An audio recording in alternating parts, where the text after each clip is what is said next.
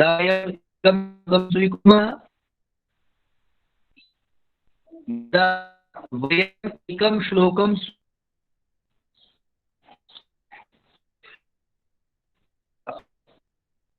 सर्वमेव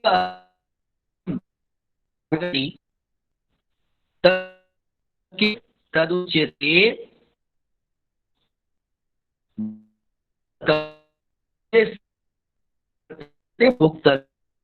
एक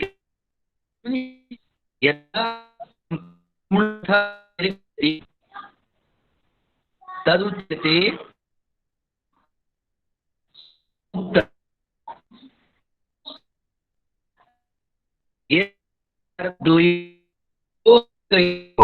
माध्यमेन आगच्छति युग्मक।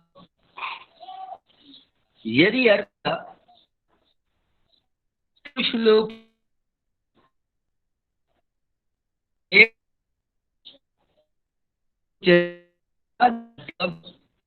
सान्नतिकम् उच्यते।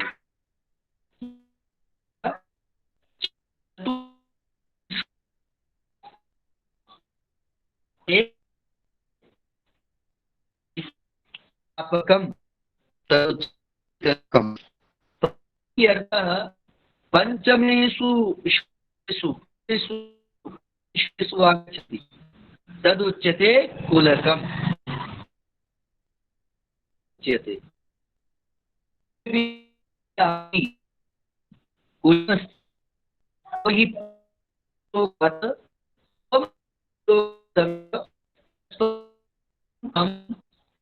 नियोजनमस्ति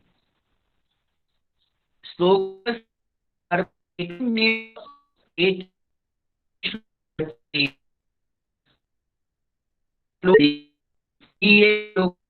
नमो नमः। आवाज कट रही है। हेलो, आवाज हरि कट ओम। रही है। आवाज कट रही है। हरि हरि ओम। ध्वनि इदानीं सम्यक् नागच्छति वा? हरि ओम। बीच बीच में कट रही है। समस्या अस्ति इदानीं।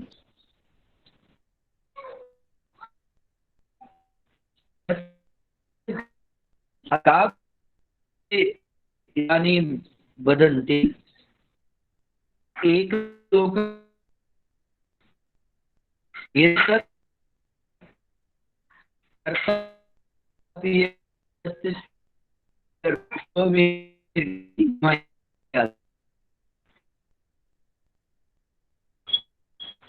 परन्तु अर्थः द्वयोः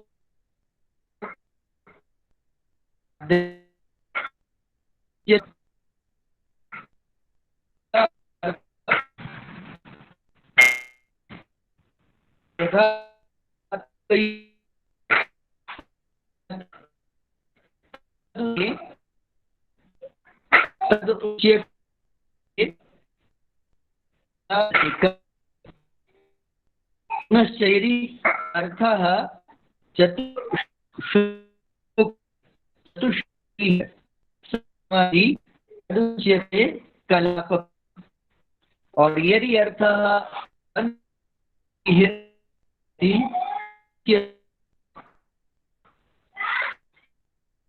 कुलकम्। अत्र कुलकम् अस्ति। पंचमः, षष्ठः, सप्तमः, अष्टमः, पञ्चश्लोकानां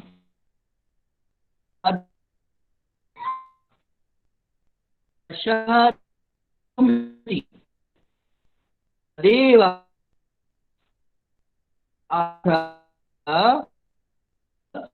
पञ्च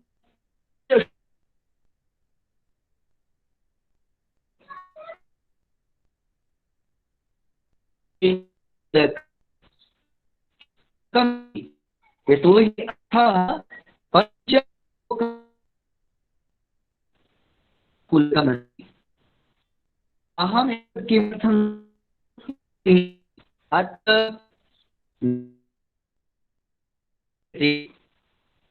नवमः श्लोकः अस्माभिः पठ्यते। अतः नवमे एव श्लोके पञ्चम श्लोकस्य नवम श्लोकपर्यन्तं तत्र एतदर्थं यदि एतादृशी स्थितिः भवद्भिः क्वचित् दृश्यते चेत् तत् कला प्रथमं तु वर्णकं कलात्मकं कुलकं च इति पञ्च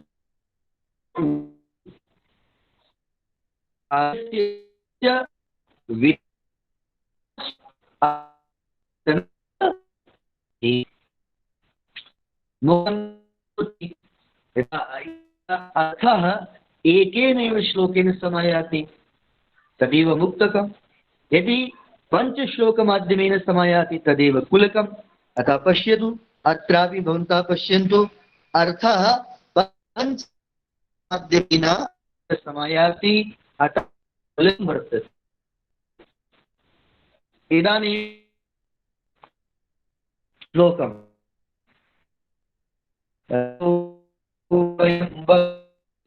तन्वाग्विभवो तद्गुणैः कर्णमात्य चापलाय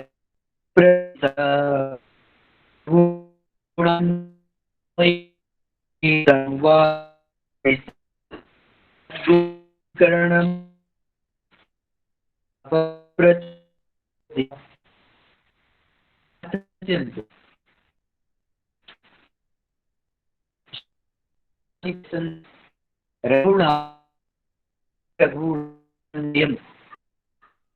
हेलो, ध्वनि न आगच्छति महोदय।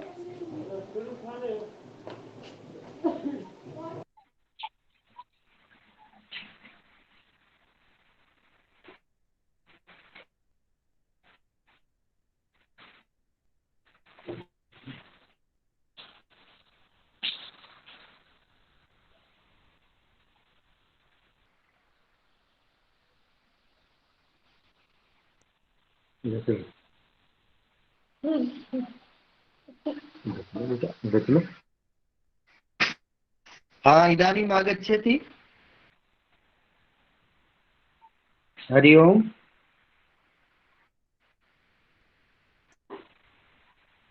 हरि ओम्। हाँ, इदानीं तु आगच्छति, यदा भवान् पाठयति तदा न आगच्छति। तत् न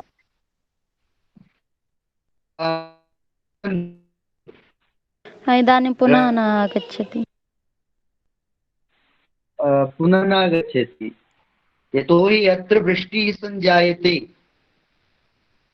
अत्र यत्र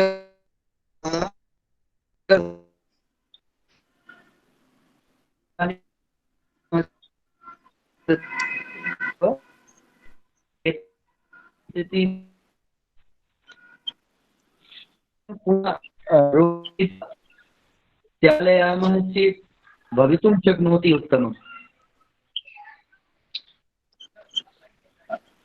यदि एक बार रोक करके पुनः दे तो हो सकता है कि सही हो जाए। रोक करके स्टार्ट करते हैं। एक बार आप लेफ्ट होकर दोबारा रीज्वाइन कीजिए, शायद तब सही हो जाए आपकी तरफ। हाँ, देखते हैं बेटा।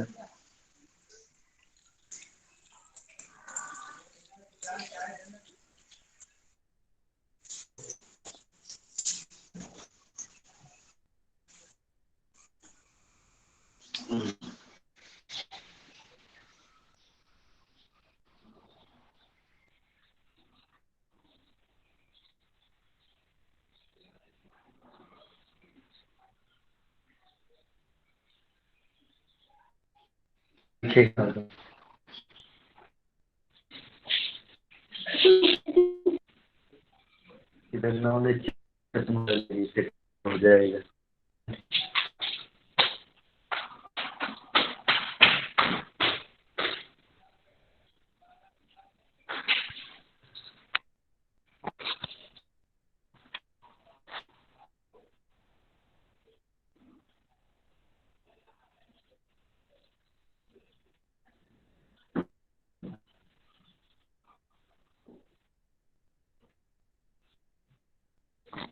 ओम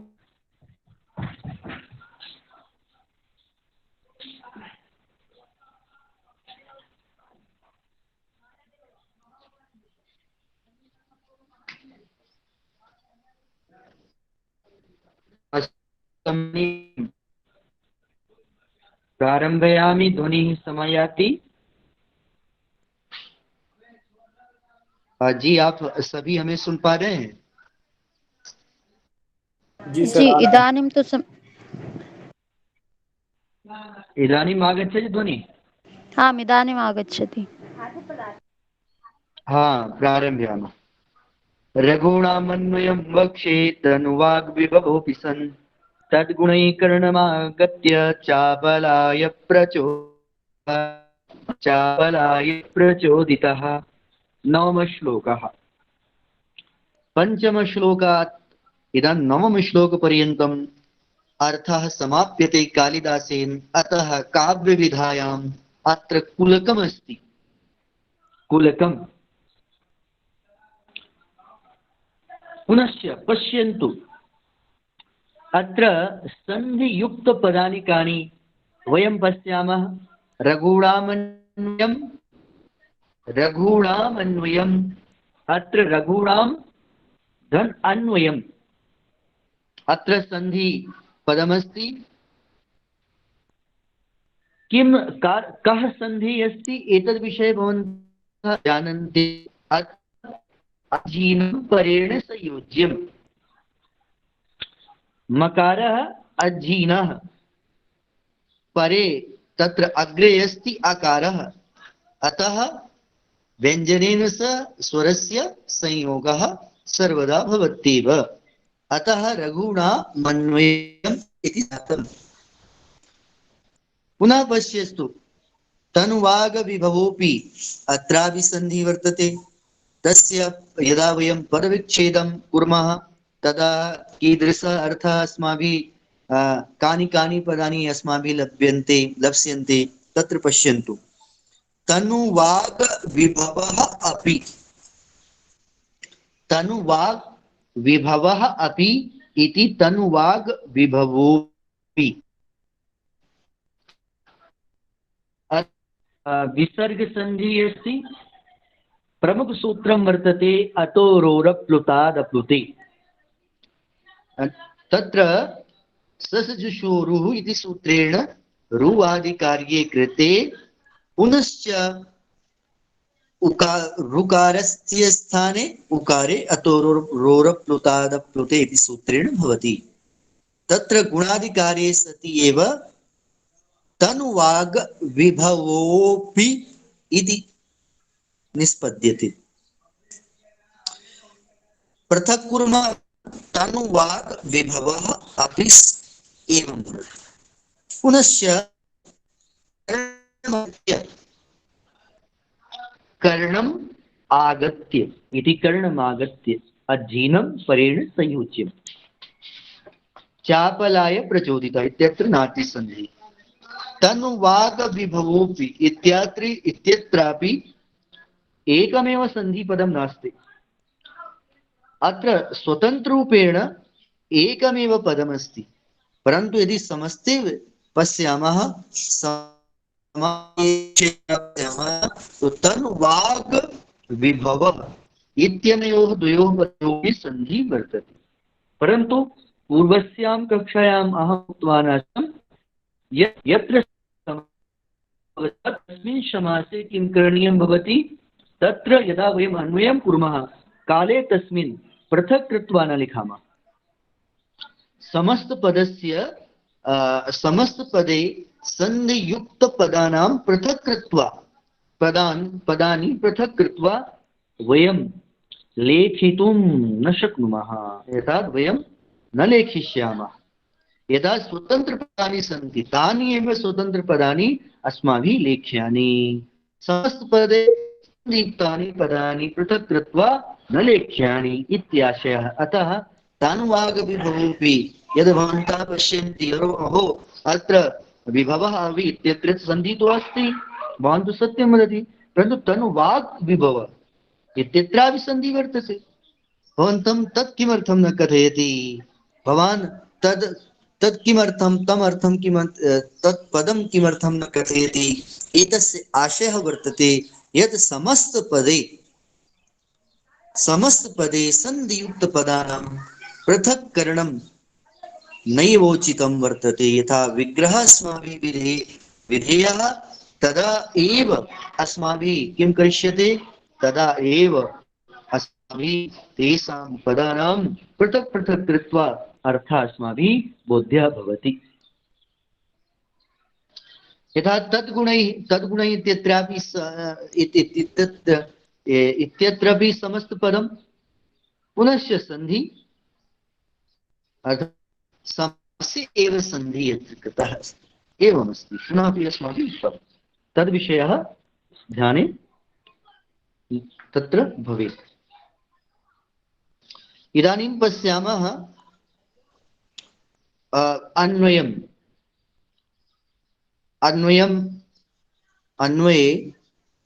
सः अहम् इति पञ्चमश्लोकात्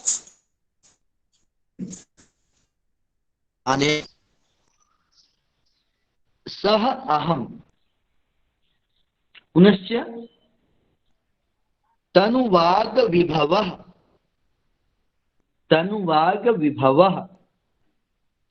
सन् तन्वागविभवः सन् अपि तद्गुणैः करणम् आगत्य चापलाय रघूणाम् अन्वयं वक्षे।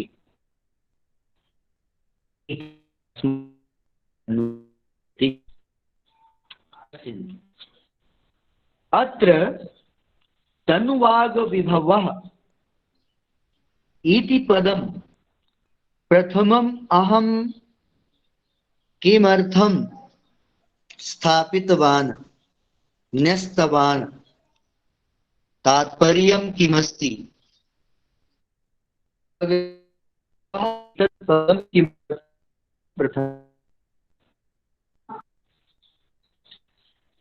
एतदर्थं न्यस्तवान् यतो हि तनुवागविभवः इति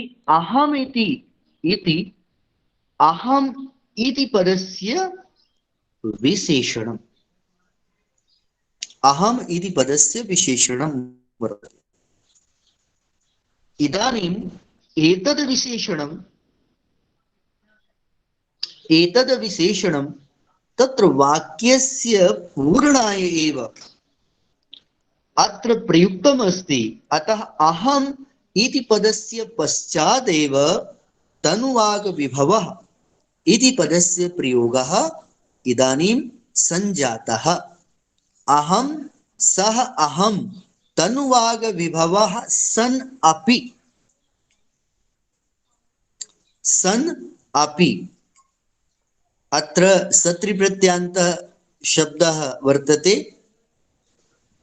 सन् यत्र भवति तत्रापि विशेषणं, तत्र विशेषणस्य प्रयोगः अग्रे भवति।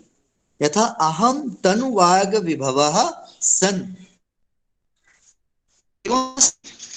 तनुवागविभवः सन्नपि अहं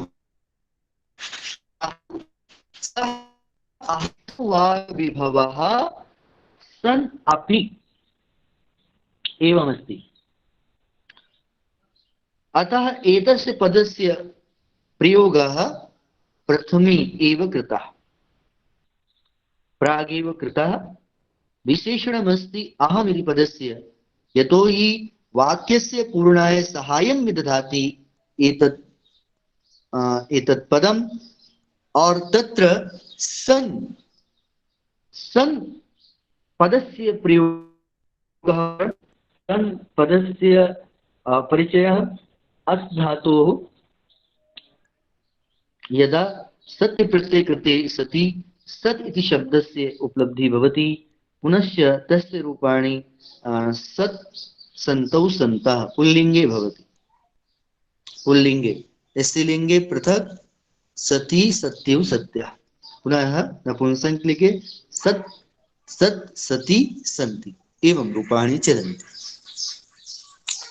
तथा एव तद्गुणैः करणमागत्य चापलाय प्रचोदितः रघूणाम् अन्वयं वक्षे।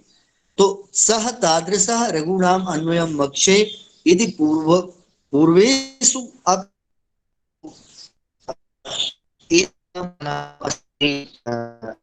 कृतः, अतः एतैः पदैः सह अस्माकं पूर्वमेव परिचयः अस्ति। केवलं यानि अत्र पदानि समागतानि सन्ति तेषां पदानाम् अपि मध्ये एव प्रयोगः भविष्यति। यथा पश्यन्तु, सः अहं तनुवागविभवः अपि,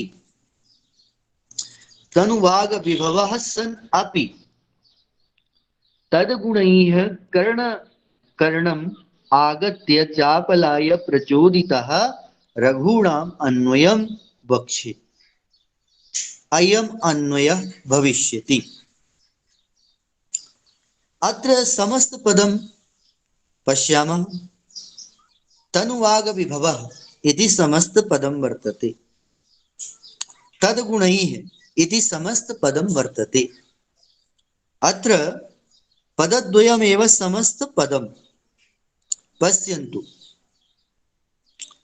तनुवागविभवः, तनुः वाग् विभवः यस्य। अब वाग् विभवः इत्यस्मिन् पदे षष्ठी तत्पुरुष समासः भवति। वाचः विभवः इति वाग् विभवः, वाचः विभवः इति वाग् विभवः, है ना। तनुः वाग् विभवः यस्य सः तनुवाग् विभवः। तनुवाग् विभवः कः? अहं कालिदासः इत्याशयः वर्तते। अत्र बहुव्रीहि समासः वर्तते। पुनश्च तद्गुणैः इत्यत्रापि वयं पश्यामः, तद्गुणैः तेषां गुणाः इति तद्गुणाः, तेषाम् इति तद्गुणाः, तैः तद्गुणैः। अत्र तत् शब्दः अस्ति, पुनश्च गुण शब्दः अस्ति, तयोः समासः संजातः। अत्र कः समासः? तत्पुरुष समासः। कः तत्पुरुष समासः? षष्ठी तत्पुरुष समासः। अत्र सूत्रं किम् अस्ति? केन सूत्रेण सन्धि भविष्यति? तत्र झलां जस् झषि इति सूत्रेण तत्र सन्धिः करिष्यते। पश्यन्तु, तद्गुणैः अत्र अस्माभिः समस्तपदं दृष्टं, विग्रहः अपि अस्माभिः दृष्टः। अब इदानीं पश्यामः एतेषां परिचयम्। अत्र पश्यन्तु, सः अहम् इत्यस्य परिचयः भवद्भिः पूर्वमेव स्वीकृतः अस्ति। तनुवाग् विभवः, तनुवाग् विभवः अत्र अकारान्त पुल्लिङ्ग शब्दः, अकारान्त लिङ्ग शब्दः। तनुवाग् विभवः एतस्य रूपाणि रामवत् चलन्ति। तनुवाग् विभवः, तनुवाग् विभवौ, तनुवाग् विभवाः, विभवाः, तनुवाग् विभवं, तनुवाग् विभवौ, तनुवाग् विभवान् इत्यादि रामत रूपाणि एव चलन्ति। सन् इत्यस्य प्रयोगः कः? इत्यस्मिन् प्रातिपदिकं किमस्ति? सत् प्रातिपदिकं वर्तते। प्रातिपदिकं किमस्ति? सत्। अत्र शत्रुप्रत्यये कृते सति एव, अस् धातोः शत्रुप्रत्यये कृते सत्येव सत् इति प्रातिपदिकं भवति। प्रातिपदिके अस्मिन्नेव, यतोहि शत्रुप्रत्ययान्तः प्रत्ययान्त शब्दः विशेषणवत् भवति, विशेषरूपेण प्रयुज्यते। अत्र तनुवाग् विभवः इत्यत्र प्रथमा विभक्ति वर्तते, एकवचनम् अस्ति। तथा एव सन् इत्यत्रापि सत्र प्रत्ययस्य पुल्लिंगे एव और प्रथमा विभक्तौ एकवचने एव सन भवति।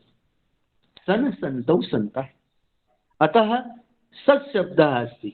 प्रातिपदिकं किमस्ति? सत्।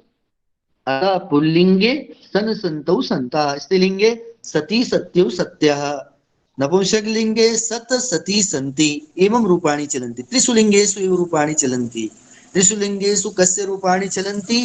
यद् पदं यद् विशेषणं भवति तस्यैव रूपाणि त्रिषु लिङ्गेषु एव भवन्ति। यथा सन् इत्यत्र प्रयोगः यः वर्तते, वस्तुतः अत्र सत्रिप्रत्ययान्त शब्दः अस्ति। तनुवाग विभवः, अत्र प्रथमा विभक्ति एकवचनं अस्ति।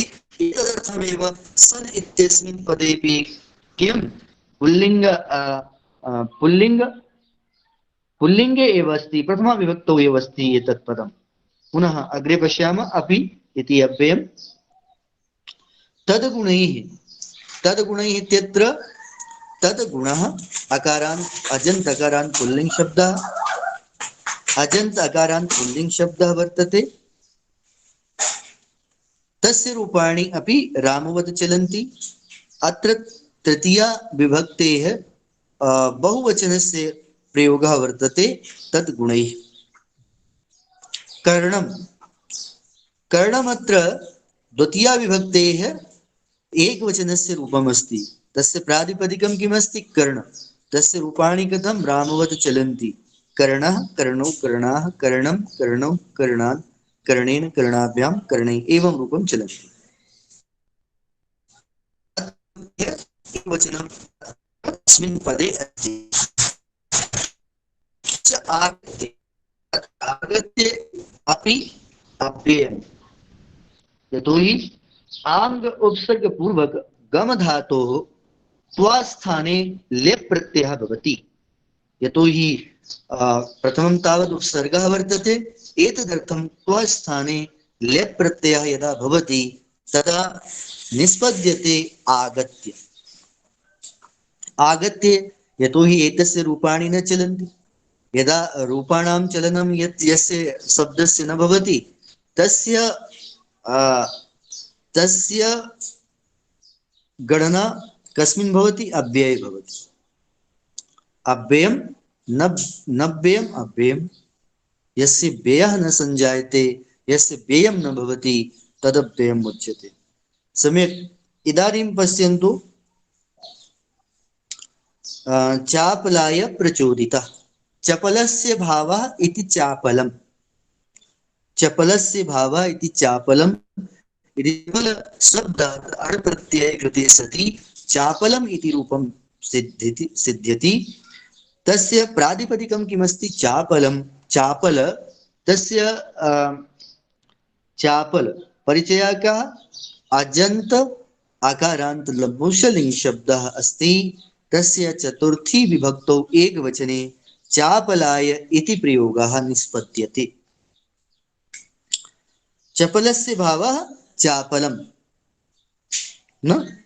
इदानीं तत्र अण् प्रत्ययः क्रियते तदा किं भवति? चपल चापलं तस्मै चापलाय, एवं रूपम्। प्रचोदितः। प्रकर्षेण चोदितः इति प्रचोदितः। प्र उपसर्ग पूर्वकात् चुद संचोदने धातोः अत्र ऋजन्त प्रयोगः वर्तते। ऋजन्त धातुः अस्ति।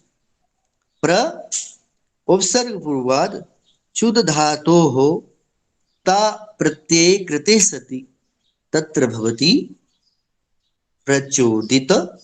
तस्य प्रातिपदिकम् अस्ति प्रचोदित। अब इदानीं प्रचोदित ता प्रत्ययः अस्ति। अतः ता प्रत्यये किं भवति? ता प्रत्ययेपि विशेषणम् इव प्रयोगः दृश्यते। अत्र कः प्रचोदितः? अहं प्रचोदितः। अहं कः? कालिदासः प्रचोदितः। अत्र कर्मणि एव प्रयोगः अस्माभिः दृश्यते। त प्रत्ययस्य प्रयोगः भावे कर्मणि भवति। कर्तरि अपि भवति, क्वचित् कर्तरि अपि भवति, क्वचित् कर्मणि अपि भवति, क्वचित् भावे अपि भवति। भावे कर्मणि प्रयोगे भवन्तः जानन्ति, यदा कर्म धातुः सकर्मक धातोः यदा कर्म भवति तदा एव ता प्रत्यये कृते सति कर्मणि एव तस्य प्रयोगः। यदा कर्मणः अभावः भवति धातुः भावे भवति, यानी धातोः क्रियायाः अभावः भवति।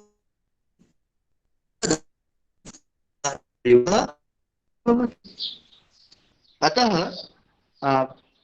भावे वा कर्मणः यत् प्रयोगः अस्माभिः क्रियते तत्तु धातूनां कर्मकत्वं सकर्मकत्वम् अकर्मकत्वम् एव इदानीं निर्धार्यते। यदा धातूनां सकर्मकत्वं भवति तदा एव कर्मणि प्रयोगः। यदा धातूनाम् अकर्मकत्वं भवति तदा एव भावे प्रयोगः अस्माभिः क्रियते। अहम् इति कर्म, अस्य वाक्यस्य कर्म एव अहम् इति वर्तते। अतः अहम् इति यदि कर्म अस्ति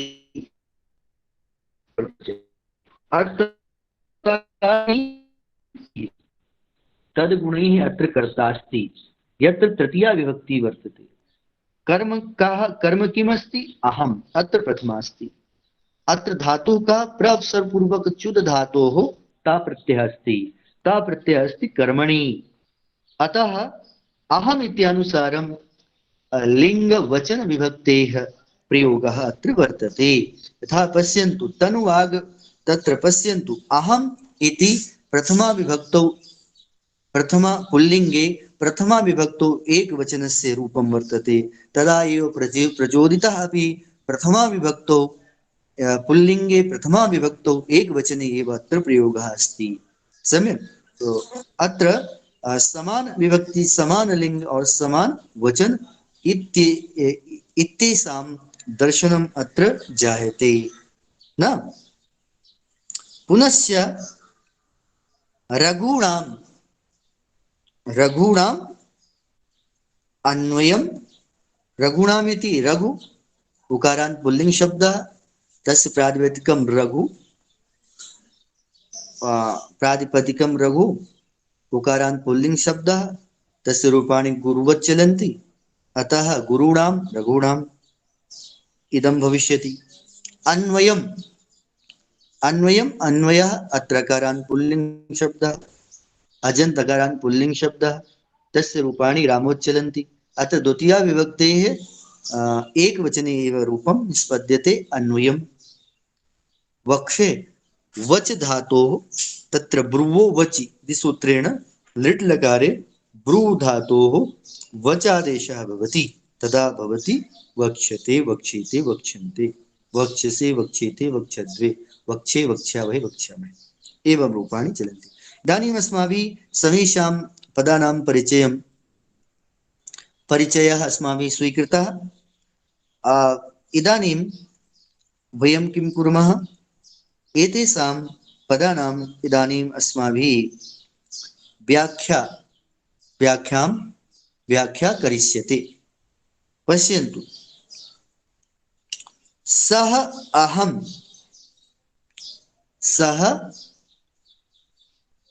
सः तादृशः मूढधीः,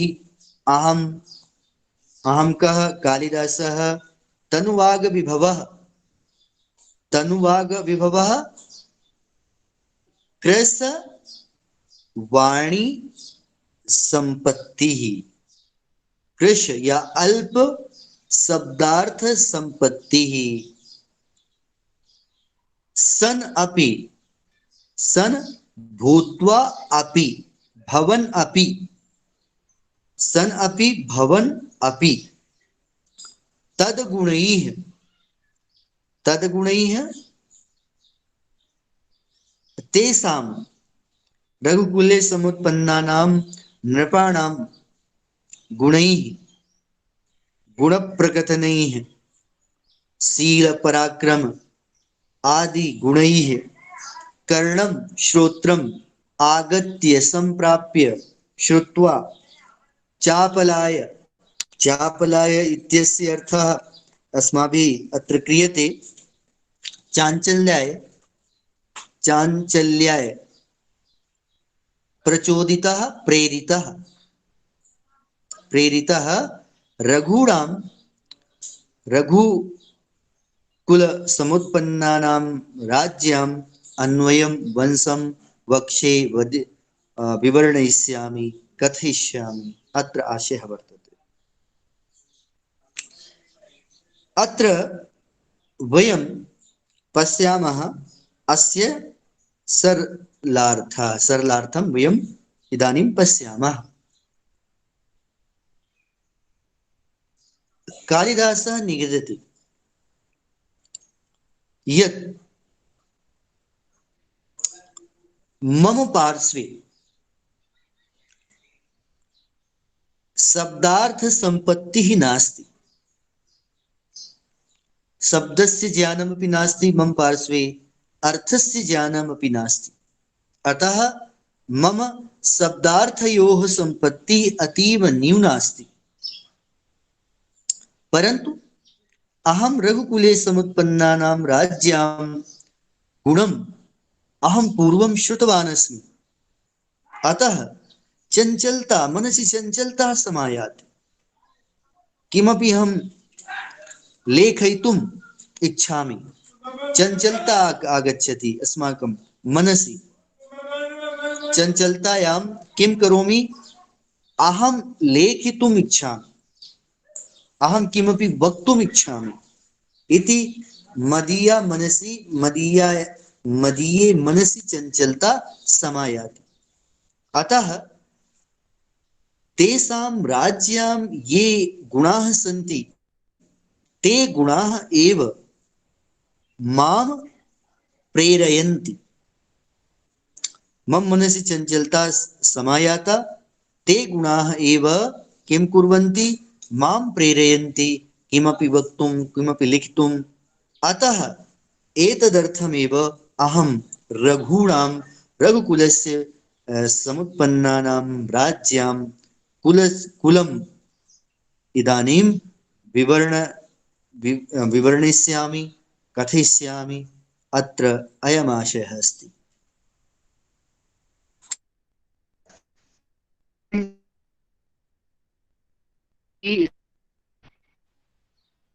कवेः लेखकस्य वा एतादृशी स्थितिः भवति यदा ते किमपि शृण्वन्ति, यदि लेख्यमस्ति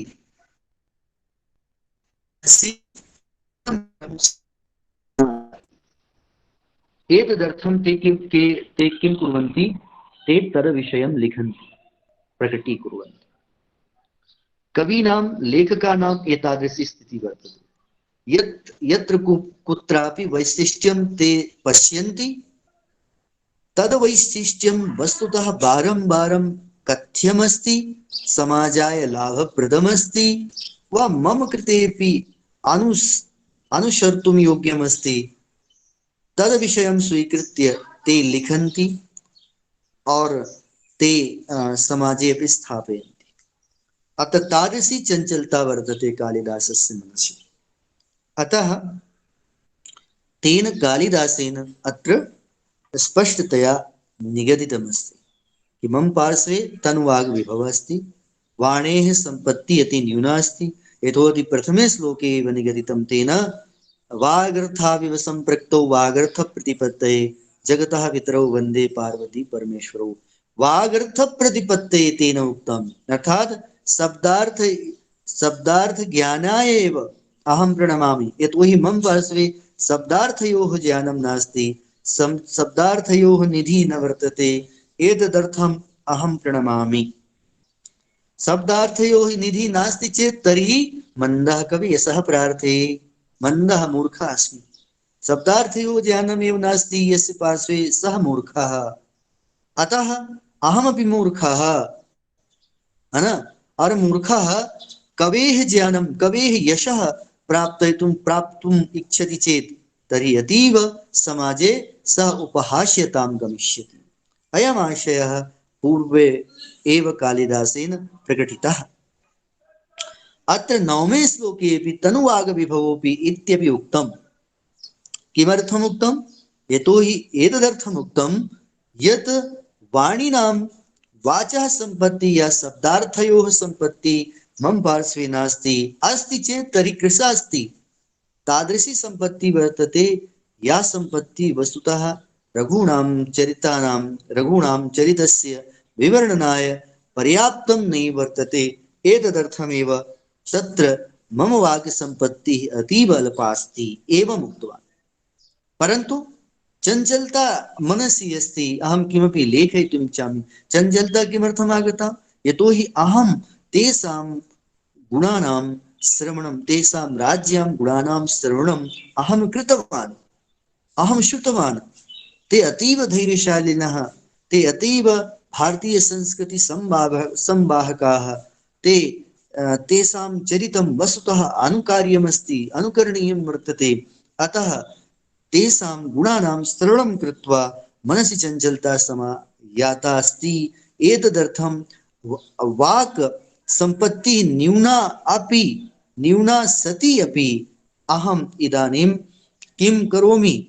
इदानीम् अहं विवर्णयामि, तेषां वर्णं विवर्णयामि। लेकिन प्रथमं तावत्तु माता पितरौ पार्वती परमेश्वरौ अहं पूर्वम् एतदर्थमेव नमस्कृतवान्।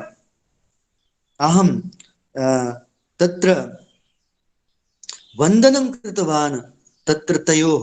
एतदर्थमेव सा सम्पत्तिः अस्माकं मनसि समागच्छेत्, तदा अहम् अतीव समर्थः भविष्यामि एतेषां राज्यां चरितस्य वर्णनं कर्तुम्। अत्र पश्यन्तु, हिंदी भाषायां वयम् एतस्य अर्थं स्वीकुर्मः। यहाँ पर कह रहे हैं, कालिदास जो है यहाँ पर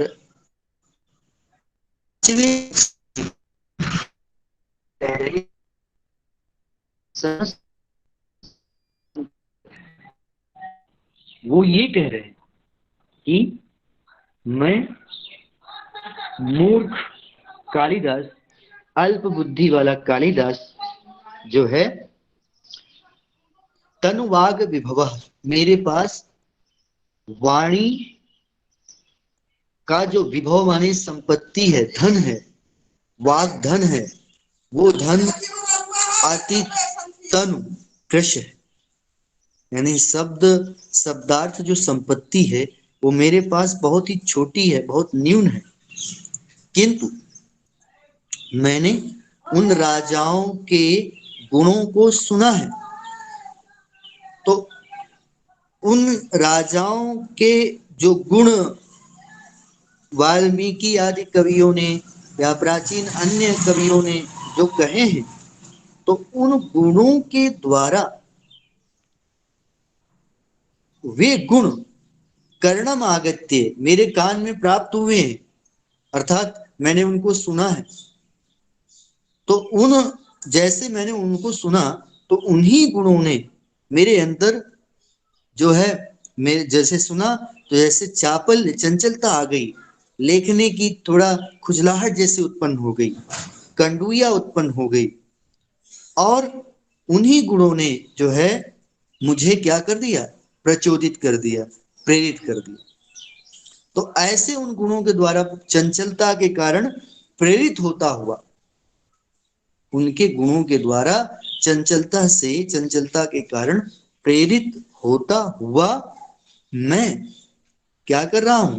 रघुकुल में समुत्पन्न जो राजा हैं उनके कुल का, रघुकुल में जो समुत्पन्न रघुकुल के का जो वंश है, रघुकुल के राजाओं का जो वंश है, जो सूर्य वंश है, उस वंश को मैं वक्षे कहूंगा, बताऊंगा। अब देखिए, कोई भी व्यक्ति जितना भी हो, समर्थशाली हो, लेकिन अगर वो अपनी न्यूनता बताता है तो वो अहम शून्य भाव है, और अहम शून्य भाव से ही, अहम के उत्कृष्ट शून्य भाव से ही व्यक्ति शिखर पर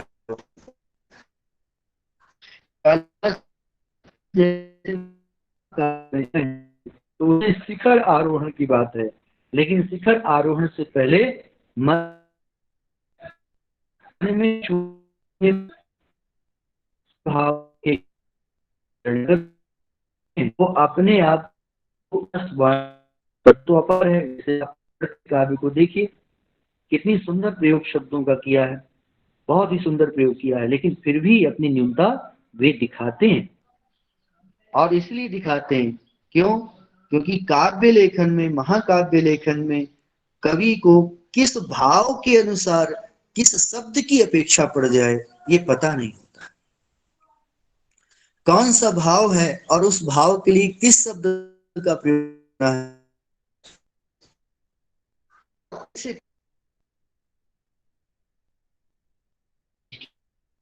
इसलिए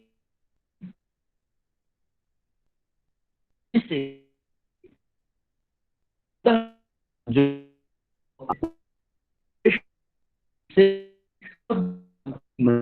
आती रहती, इसी को हम कहते हैं प्रतिभा। प्रतिभा जो होती है अदृष्ट जन्म शक्ति होती है, जो पूर्व जन्म के संस्कार से प्राप्त होती है। और कवियों में कहा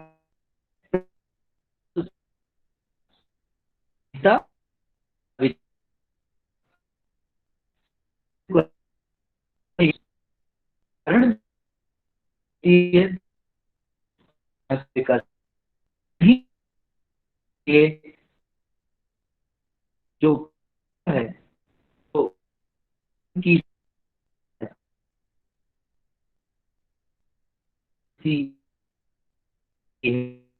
आवश्यक होती उस हम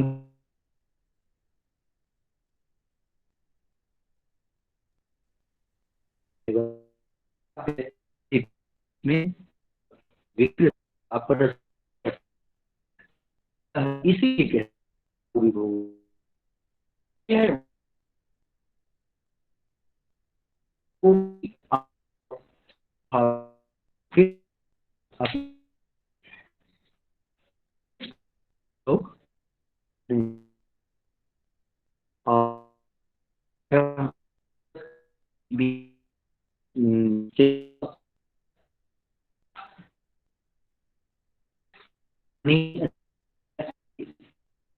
कुछ दूसरे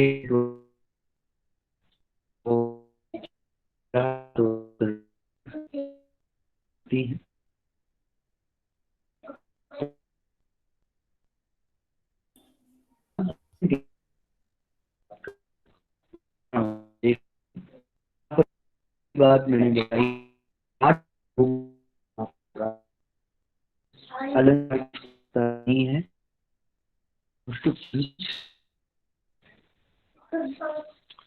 तो आइए आज कक्षा यहीं तक, कल पुनः